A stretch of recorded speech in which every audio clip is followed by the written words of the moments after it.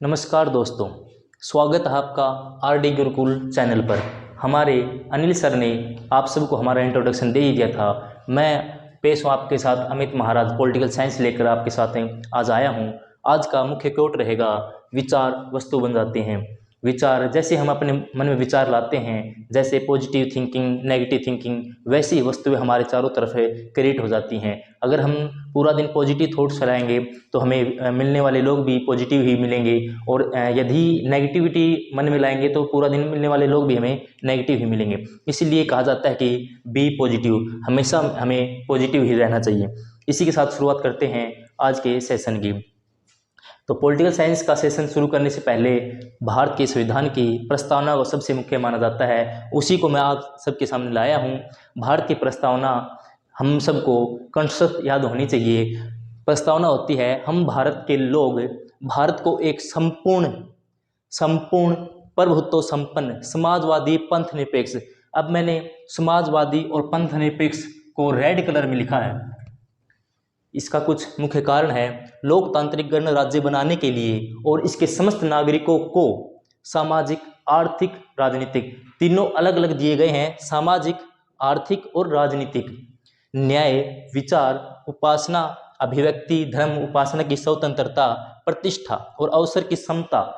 यहाँ पर क्षमता वाला समता नहीं है, समता में समानता प्राप्त कराने के लिए तथा व्यक्ति की गरिमा और राष्ट्र की एकता तथा अखंडता। यहाँ पर तो अगेन मैंने अखंडता को रेड कलर में लिखा है। इसका भी कुछ मुख्य कारण है। सुनिश्चित करने वाला बंधुत्व को मैंने नीचे हेडलाइन दिया है। इसका भी कोई मुख्य कारण है, आप सेशन के साथ साथ बताता रहूँगा। बढ़ाने के लिए दृढ़ संकल्पित होकर अपनी इस संविधान सभा में आज दिनांक, जिस दिन इन्होंने 26 नवंबर 1949 को इस प्रस्तावना को संविधान सभा में पढ़ा गया था। मिति मार्गशीर्ष शुक्ल सप्तमी संवत 2006, ये हिंदू कैलेंडर के अनुसार होता है। हम पश्चिमी सभ्यता वाले कैलेंडर को फॉलो करते हैं, आज पूरा विश्व ही करता है। हम क्या करते हैं, इसलिए हमने अपना कैलेंडर का जो हिंदू कैलेंडर होता है उसकी भी तारीख यहाँ डाली है। मिति मार्गशीर्ष शुक्ल सप्तमी शुक्ल पक्ष की सप्तमी को 2006 विक्रमी संवत के 2006 साल को और को एतद द्वारा इस संविधान को अंगीकृत मीन्स अडॉप्ट करते हैं, अधिनियमित इसको बनाया है। आत्म अर्पित, खुद को ही अर्पित करते हैं। कौन अर्पित करते हैं? भारत के लोग ही। अब मैं इसको थोड़ा डिफाइन करता हूं। हम भारत के लोग, कौन? हम सब, मतलब किसी संविधान सभा ने खुद ने ये नहीं कहा कि हम संविधान सभा के लोग, या फिर कोई एक कैबिनेट बनाई हो, कोई सभा बनाई हो स्पेशल इसके लिए, ऐसा कोई वो नहीं रखा। इन्होंने कहा हम भारत के लोग, भारत को एक।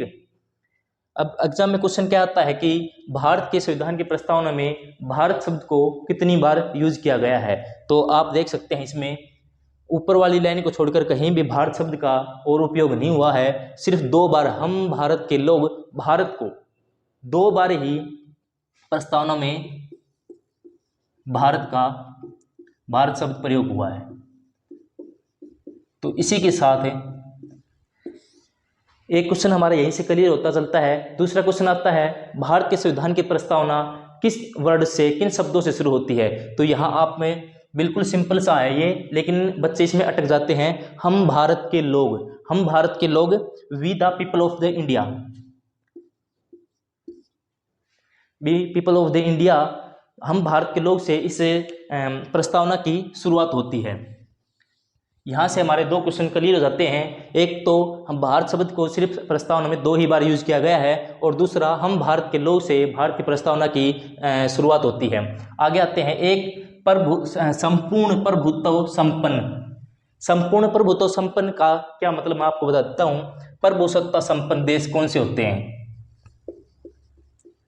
प्रभुसत्ता संपन्न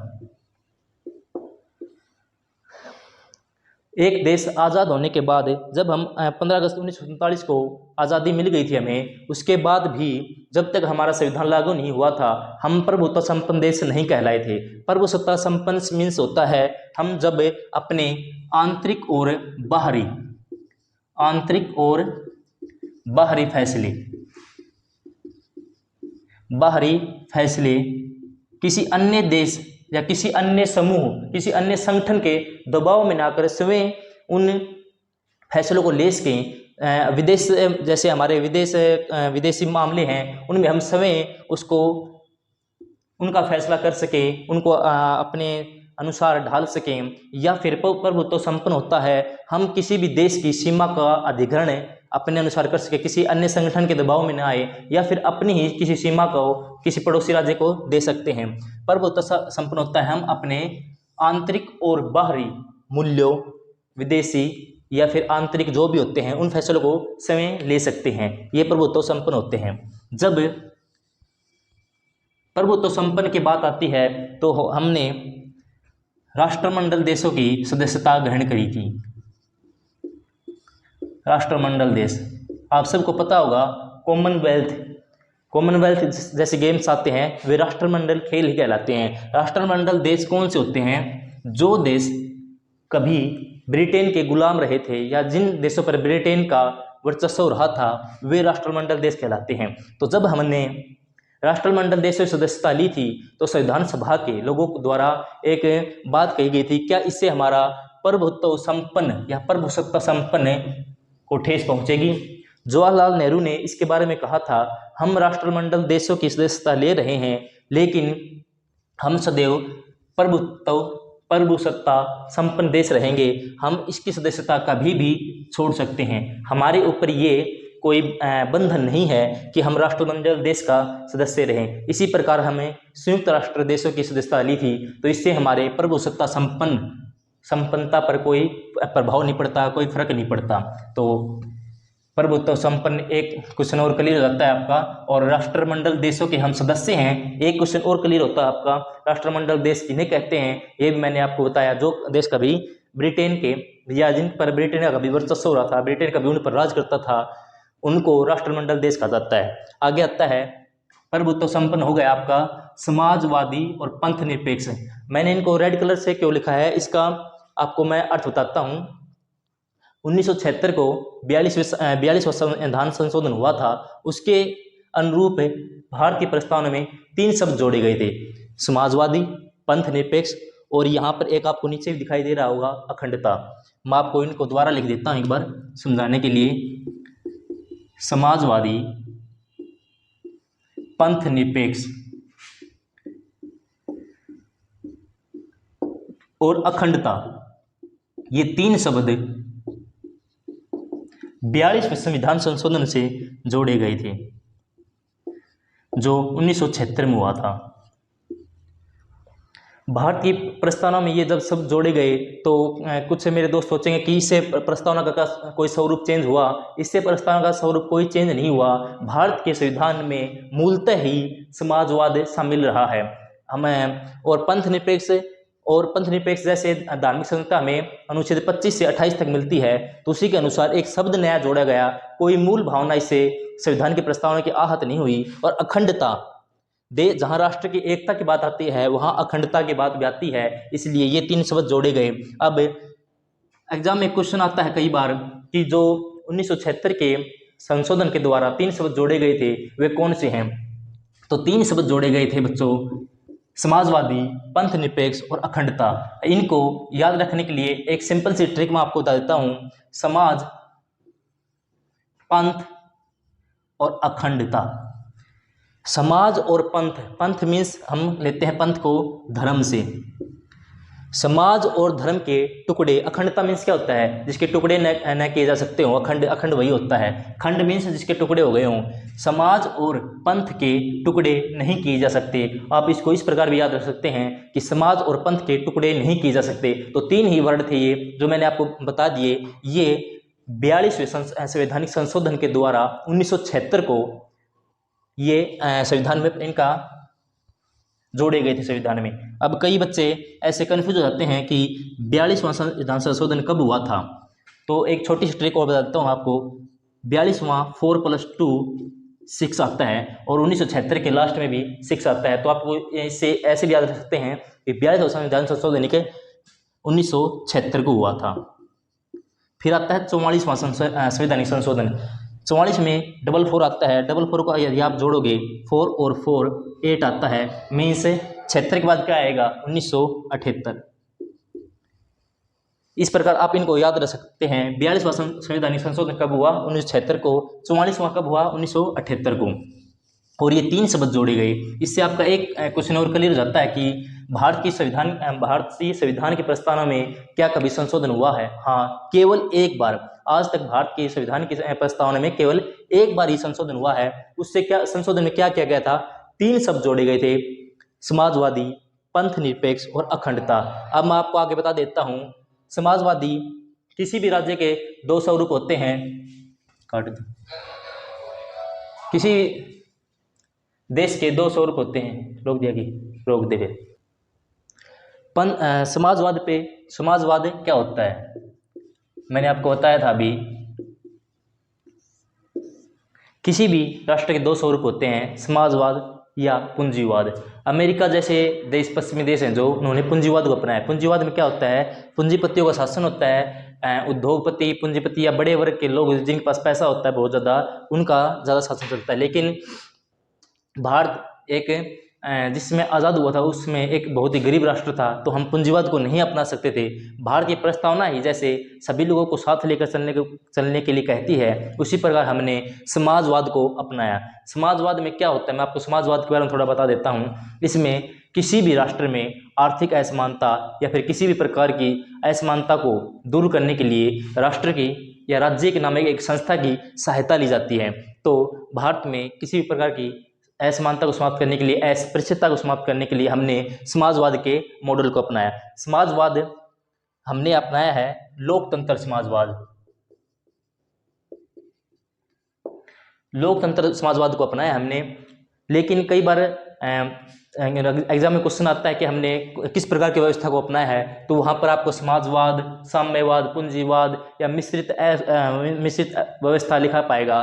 तो आपको बता देता हूँ दोस्तों, हमने समाजवाद व्यवस्था को अपनाया है, लेकिन अर्थव्यवस्था हमारी मिश्रित है।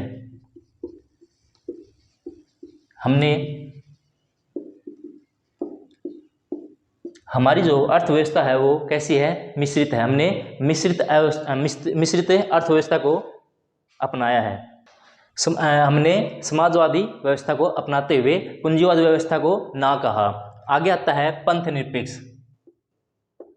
दोस्तों, हम बहुत सी किताबों में पढ़ते हैं, हम बहुत से मेरे दोस्त कन्फ्यूज भी रहते हैं। बहुत से मेरे दोस्तों के सवाल आते हैं कि भारत एक पंथ निरपेक्ष राष्ट्र है या धर्म निरपेक्ष राष्ट्र है। तो मैं आप सबको बता देता हूं, भारत एक धर्म निरपेक्ष राष्ट्र न होकर पंथ निरपेक्ष राष्ट्र है। अब दोनों शब्द बिल्कुल सेम है, पंथ और धर्म, लेकिन इनमें बहुत सा फर्क है। धर्म निरपेक्ष राष्ट्र और पंथ निरपेक्ष राष्ट्र में बहुत ज़्यादा फर्क है। जैसे हमने अंग्रेजी में जैसे इसका अनुवाद होता है तो सेक्युलरिज्म में होता है, लेकिन सेक्युलरिज्म के 2 अर्थ निकलते हैं, धर्म निरपेक्ष और पंथ निरपेक्ष। जब इसका हिंदी अनुवाद चल रहा था भारतीय संवैधानिक प्रस्तावना का, तो संविधान सभा के लोगों के सामने यह समस्या उत्पन्न हुई कि भारत के संविधान के प्रस्तावना में सेक्युलरिज्म को पंथ निरपेक्ष दर्शाया जाए या धर्म निरपेक्ष। तो भारत प्रस्तावना में सेकुलरिज्म को पंथ निरपेक्ष दर्शाया गया था, न कि धर्म निरपेक्ष। अब बहुत से मेरे दोस्तों का सवाल रहता है कि पंथ निरपेक्ष और धर्म निरपेक्ष में क्या फर्क होता है। मैं आपको बता देता हूँ, धर्म निरपेक्ष और पंथ निरपेक्ष में क्या अंतर है। धर्म निरपेक्ष का अर्थ है राज्य किसी भी धर्म को स्वीकार न करता हो, राज्य किसी भी धर्म को स्वीकार न करे, धर्म को स्वीकार न करे, स्वीकार ना करे। और पंथ निरपेक्ष का क्या अर्थ होता है कि राज्य सभी धर्मों का आदर करता है, सभी धर्मों का आदर करता है।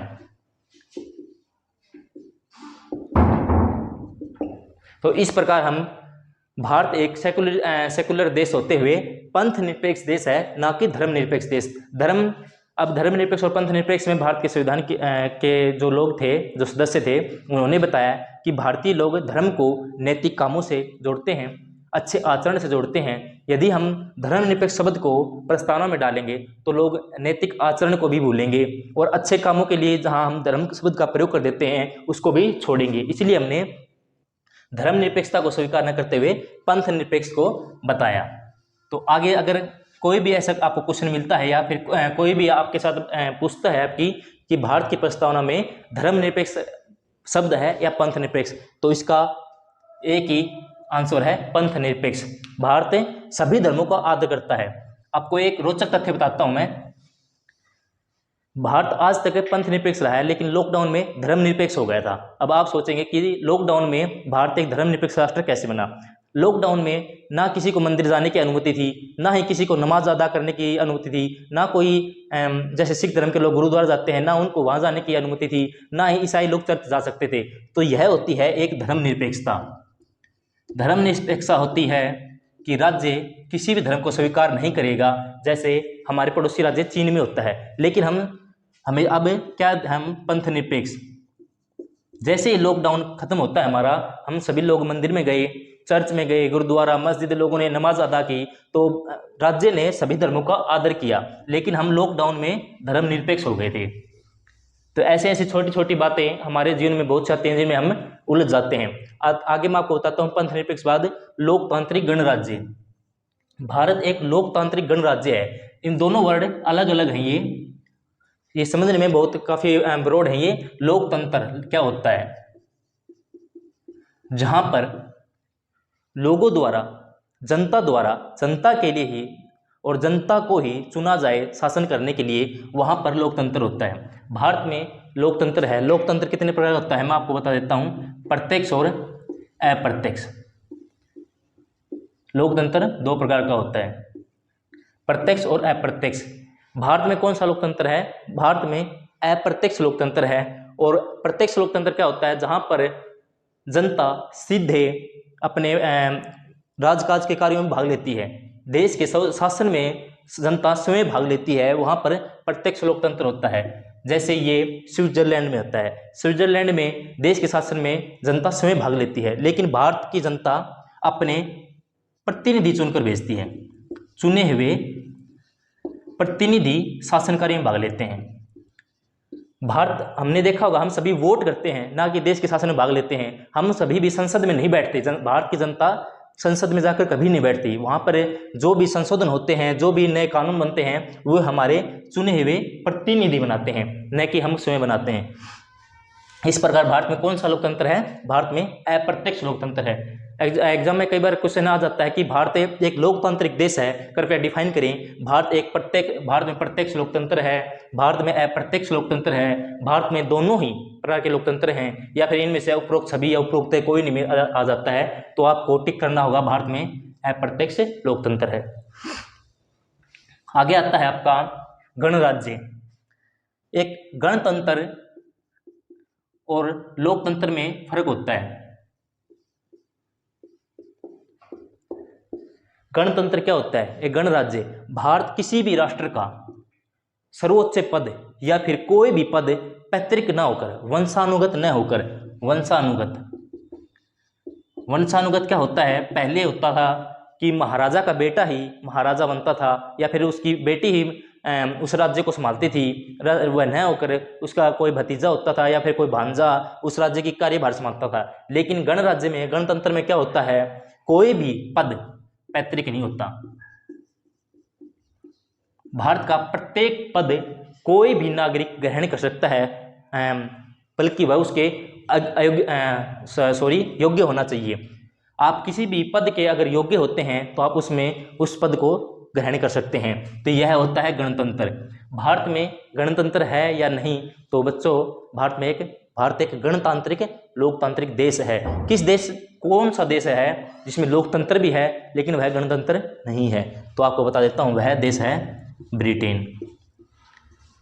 ब्रिटेन में लोकतंत्र है, जनता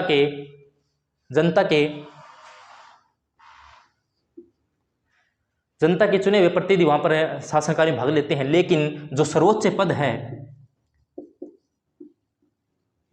वहां पर महारानी आज भी शासन करती है। सर्वोच्च पद के लिए कोई चुनाव नहीं होता, एक ही वंश के या फिर एक ही पैतृक व्यवस्था के अनुसार ब्रिटेन में सर्वोच्च पद पर महारानी का शासन रहता है। अभी आपकी करंट नॉलेज अच्छी हो तो पिछले ही दिनों महारानी का पद खाली हुआ है।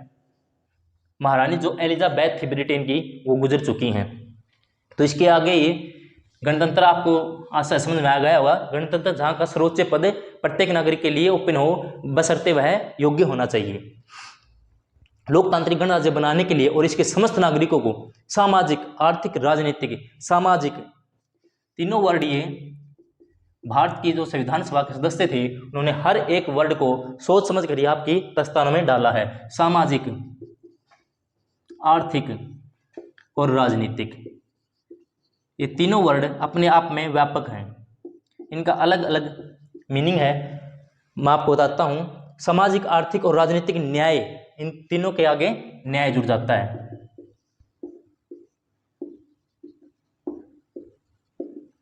सामाजिक न्याय, समाज में रहने के लिए हम समाज में, एक समाज में बिना किसी अस्पृश्यता, छुआछूत के रह सकते हैं, वह होता है हमारा सामाजिक। एक समाज में रहने के लिए हमें जैसे जो भी चीज़ों की आवश्यकता होती है या फिर समाज हमें स्वीकार करता है, निष्कासित न करे, वो हमारा सामाजिक न्याय होता है। आर्थिक न्याय, हम किसी देश में रहते हुए हम किसी भी रोजगार को शुरू कर सकते हैं, हम अपनी आजीविका को चला सकते हैं। राजनीतिक न्याय, भारत की जो राजनीति है, पॉलिटिक्स है, उसमें कोई भी नागरिक भाग ले सकता है। ये नहीं है कि आप गरीब हैं तो आप पॉलिटिशियन नहीं बन सकते या फिर आप भारत की राजनीति में भाग नहीं ले सकते, बशर्ते आप योग्य होने चाहिए। आप सामाजिक, आर्थिक और राजनीतिक तीनों प्रकार के न्याय ग्रहण करेंगे। एग्जाम में क्वेश्चन क्या आता है, सामाजिक, आर्थिक और राजनीतिक, इन तीनों वर्ड को लिख देते हैं और कह देते हैं इनको सीक्वेंस में जाओ। पहले दे देंगे आपको राजनीतिक, सामाजिक, आर्थिक,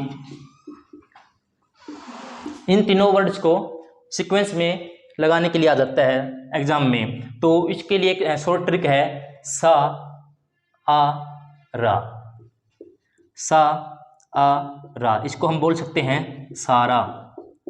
स आ रा, ये आ की मात्रा है, सा आ रा, तो सारा। सामाजिक, आर्थिक, राजनीतिक, ये आप इससे अच्छे तरीके से याद कर सकते हैं आप इसको, और इसको आप सीक्वेंस में से लगा भी सकते हैं। तो सामाजिक, आर्थिक, न्याय, तीनों न्याय भारत के प्रत्येक नागरिक को बिना किसी भेदभाव के मिले हुए हैं। आगे आता है विचार, अभिव्यक्ति, धर्म। मैं विचार और अभिव्यक्ति को पहले डिफाइन कर देता हूं। विचार और अभिव्यक्ति भारत के मौलिक अधिकार, आप सभी को पता होगा मौलिक अधिकार कहां से कहां तक हमें मिले हुए हैं, 12 से 35। और विचार अभिव्यक्ति की स्वतंत्रता मीन्स अनुच्छेद 19 हमें क्या कहता है, अनुच्छेद 19 में हमें 6 प्रकार की स्वतंत्रता दी गई हैं, जिनमें विचार और अभिव्यक्ति की स्वतंत्रता भी शामिल है। धर्म और उपासना की स्वतंत्रता, अनुच्छेद 25 से 28, अनुच्छेद 25 से 28 तक हमें धर्म और उपासना की स्वतंत्रता मिली हुई है। प्रतिष्ठा और अवसर की समानता, प्रतिष्ठा और अवसर की समानता भी हमें भारत के प्रत्येक नागरिक को मिली हुई है। कोई भी, ये भारत की प्रस्तावना भारत की संविधान का मूल है, ये इसका एक जड़ है, ये लगा लीजिए बच्चों। तो इसमें प्रत्येक चीज भारत के संविधान में दी गई है, लेकिन सब चीजों का निचोड़ अगर आप पढ़ना चाहेंगे तो प्रस्तावना ये है। तो इसके साथ ही भारत के मौलिक अधिकार, आपको यदि एग्जाम में क्वेश्चन आता है मौलिक अधिकार किस अनुच्छेद से किस अनुच्छेद तक दिए गए हैं, तो सबको याद रखना है 12 से 35 तक। अच्छा, फिर आगे आता है अवसर की समानता। प्रत्येक नागरिक को किसी भी अवसर की समानता है, बशर्ते, मैं आपको बार बार कह रहा हूं, बशर्ते वह योग्य होना चाहिए। जैसे राष्ट्रपति और प्रधानमंत्री, राज्यपाल, मुख्यमंत्री के पद के लिए हम जैसे पढ़ते हैं कि वे उनकी योग्यता क्या होती हैं, जैसे वह दिवालिया नहीं होना चाहिए। ऐसे ऐसे इस प्रकार अवसर की समानता के लिए भी वह व्यक्ति उसके योग्य होना चाहिए। प्राप्त कराने के लिए व्यक्ति की गरिमा, कोई भी व्यक्ति अपने आप को नीचा ना समझे, छुआछूत में ना समझे, अस्पृश्यता का अंत हो, राष्ट्र की एकता तथा अखंडता। ये अखंडता मैंने आपको पहले ही बताया था, अखंडता शब्द 42वें संविधान संशोधन के द्वारा जोड़ा गया था। सुनिश्चित करने वाला, बंधुत्व, इसको आप ध्यान से देखेंगे तो मैंने इसके नीचे अंडरलाइन किया था। बंधुत्व का क्या मीनिंग है यहाँ पर, बंधुत्व शब्द कहाँ से लिया गया है, आपको पता होगा फ्रांस की क्रांति हुई थी, फ्रांस की क्रांति से हमने ये शब्द लिया है। फ्रांस की क्रांति में समानता, समानता, बंधुता और ये 3 शब्द, और स्वतंत्रता। इन 3 शब्दों का उदय फ्रांस की क्रांति से बताते हैं, इसलिए हमने बंधुत्व शब्द को फ्रांस की क्रांति के शब्दों से लिया है। बंधुत्व बढ़ाने के लिए दृढ़ संकल्पित होकर, अपने आप को एक दृढ़ संकल्प, जब हम किसी चीज के किसी अवसर पर हम अपने आप को संकल्पित दृढ़ संकल्प लेते हैं, जैसे एक प्रकार से लगा लीजिए विषम प्रतिज्ञा, दृढ़ संकल्पित होकर अपनी इस संविधान सभा में आज दिनांक 26 नवंबर 1949 को, दिनांक उस दिन जिस दिन इस प्रस्तावना को संविधान सभा के सदस्यों ने आत्म अर्पित किया था, उस दिन दिनांक थी 26 नवंबर 1950। 26 नवंबर 1950 यह हम पश्चिमी राष्ट्रों के द्वारा जारी किया गया कैलेंडर की दिनांक है ये। तो भारतीय जो हिंदू कैलेंडर होते हैं उनकी दिनांक थी उस दिन मिति मार्ग शीर्ष शुक्ल सप्तमी। शुक्ल पक्ष, 2 पक्ष होते हैं, शुक्ल पक्ष और एक कृष्ण पक्ष। शुक्ल पक्ष की सप्तमी को, मतलब जैसे हम हरियाणा में बोलते हैं सातम को, संवत 2006 विक्रम संवत्ति थी उसकी को एतद द्वारा इस संविधान को अंगीकृत मीन्स अडॉप्ट करते हैं, अधिनियमित करते हैं, इसको बनाते हैं और आत्म अर्पित करते हैं और स्वयं को ही आत्म अर्पित करते हैं। इस प्रकार जो भारत की प्रस्तावना है इसका सार क्या है? भारत के लोग। यह कहाँ से शुरू होती है? हम भारत के लोगों